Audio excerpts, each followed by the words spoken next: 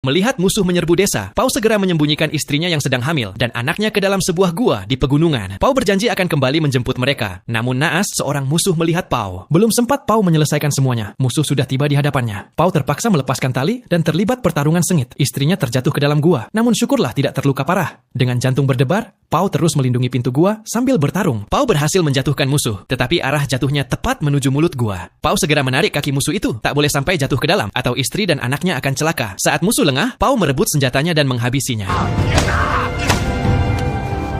Setelah menyeret mayat musuh ke samping, Pau kembali ke gua dan berkata, "Kalian tetaplah bersembunyi di sini. Aku harus membantu yang lain." Namun menghadapi musuh bersenjata lengkap, sukunya hampir tak berdaya. Banyak yang ditangkap, sebagian dibunuh. Pau sendiri akhirnya tertangkap setelah bertarung habis-habisan. Dengan mata kepala sendiri, Pau menyaksikan ayahnya dibunuh dan desanya dijarah habis. Para tawanan diikat pada bambu seperti hewan dan digiring meninggalkan tanah kelahiran. Sebelum pergi, Pau menatap ke arah gua dengan cemas. Jika Pau tak kembali, istri dan anaknya pasti akan mati kelaparan di dalam sana. Anak-anak desa menangis mengikuti rombongan hingga ke tepi sungai. Orang dewasa dipaksa masuk ke air, sementara anak-anak hanya bisa berdiri di tepi, menyaksikan keluarga mereka pergi. Mereka berjalan berhari-hari melewati sungai dan pegunungan. Banyak yang mati karena luka dan kelelahan. Akhirnya mereka tiba di sebuah kota, pusat kekuasaan kerajaan Maya. Meski tampak memiliki peradaban maju, kota itu terasa ganjil. Lahan tandus, pohon-pohon mati, orang-orang sakit dan kelaparan ada di mana-mana. Tanah seolah berdarah. Para perempuan dijual sebagai budak. Para pria dicat dengan warna biru, tanda persembahan. Mereka dibawa ke istana untuk dijadikan korban ritual. Kerajaan yang mewah itu sedang dilanda wabah dan kerusakan lingkungan akibat pembangunan besar-besaran. Untuk menenangkan rakyat, penguasa mengadakan upacara pengorbanan manusia. Di tengah sorak-sorai dan tarian massa yang menganggapnya pesta suci, Pau teringat pada istri dan anaknya. Saat Algojo hendak menebasnya, tiba-tiba terjadi gerhana matahari. Orang-orang panik. Sang pendeta berkata, itu tanda amarah dewa telah reda. Matahari kembali bersinar dan korban dihentikan. Para tawanan dibawa ke lapangan terbuka. Mereka disuruh berlari berpasangan. Katanya, jika berhasil melewati ladang jagung, mereka akan dibebaskan. Tapi begitu berlari, para pemburu memanah dan melempar tombak dari belakang. Tak seorang pun selamat. Saat gilirannya tiba, Pau berlari zigzag menghindari serangan. Hampir saja lolos. Tetapi pemimpin pemburu menembaknya hingga panah menembus perut Pau. Ketika anak sang pemburu hendak menghabisinya, Pau mematahkan anak panah dan membunuhnya. Pemimpin pemburu murka dan bersumpah akan membalas dendam. Pau pun dikejar tanpa henti ke hutan. Meski luka parah, Pau terus berlari. Pau memanjat pohon untuk bersembunyi, namun setetes darah jatuh ke tubuh musuh di bawah. Pau hampir tertangkap lagi. Seekor jaguar hitam tiba-tiba muncul. Dalam kekacauan itu, salah satu pemburu diterkam. Yang lain membunuh jaguar tersebut. Tetapi Pau berhasil melarikan diri lagi.